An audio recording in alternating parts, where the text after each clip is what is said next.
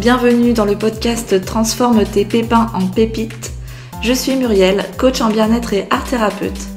Je te propose ici de retrouver dans chaque épisode des partages, des conseils, des outils pour te sentir mieux dans ta vie, pour transformer tout ce qui te pèse, pour transformer le négatif en positif. Ici, on passe à l'action pour que ça change et on passe à l'action pour une vie meilleure. Coucou à toi, on se retrouve pour le 6e épisode, 21 jours pour mieux vivre ton hypersensibilité. Et aujourd'hui, je te partage le 6e outil. Alors hier, on a parlé de l'importance de communiquer, d'exprimer ses besoins, ses ressentis, etc.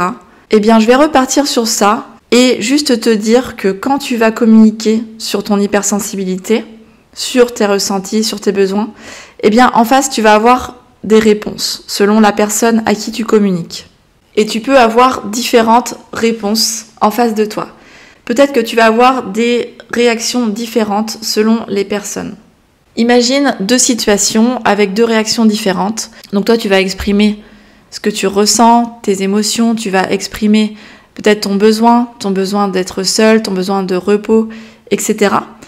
Et dans la situation numéro 1, eh bien, tu peux avoir la personne qui va réagir de la manière suivante. Donc elle va être dans l'empathie, elle va te comprendre, elle va t'écouter et te respecter.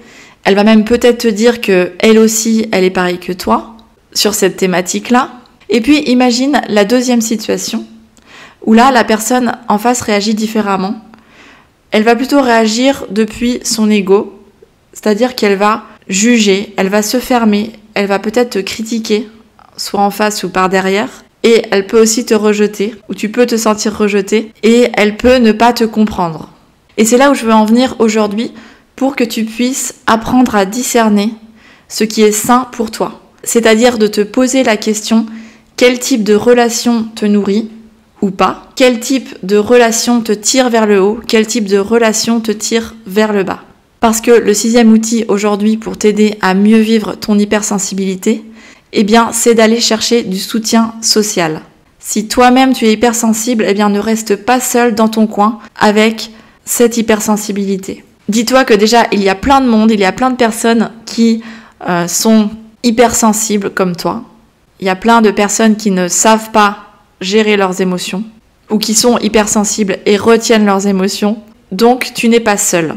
Et c'est en t'entourant de personnes de qualité, des personnes qui vont être dans l'empathie, dans la compréhension de ce que tu vis, que ce soit des amis, que ce soit la famille, des collègues, ou même ça peut être des groupes de soutien, eh bien tu peux aller vers ces personnes-là, chercher du soutien. Et tu verras que quand tu partages ton expérience, tu partages tes ressentis, tes besoins, et aussi que tu vois que tu n'es pas la seule ou le seul à vivre ça, que tu n'es pas forcément rejeté de la société, anormale, bizarre, tout ce que te raconte ta tête, tu vas te sentir accompagné, tu vas te sentir aidé et vous allez même pouvoir vous entraider entre vous si vous partagez des points similaires sur la façon dont vous vivez vos émotions. Donc l'action aujourd'hui, c'est de prendre conscience et de voir dans ton entourage quelles sont les personnes qui te soutiennent, quelles sont les personnes sur qui tu peux compter et qui t'acceptent tel que tu es. Et c'est avec eux que tu vas construire des relations saines, des relations durables, des relations harmonieuses. C'est avec eux que tu peux partager librement et avec authenticité.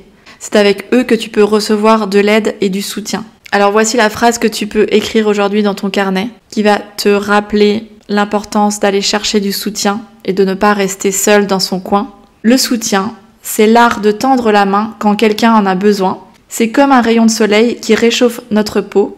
Le soutien, c'est la preuve que nous ne sommes pas seuls dans notre parcours. Et on va faire comme la semaine dernière.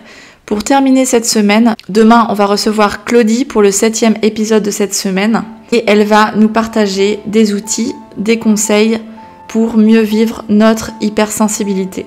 Alors connecte-toi demain. Et en attendant, passe une belle journée. Ciao, ciao!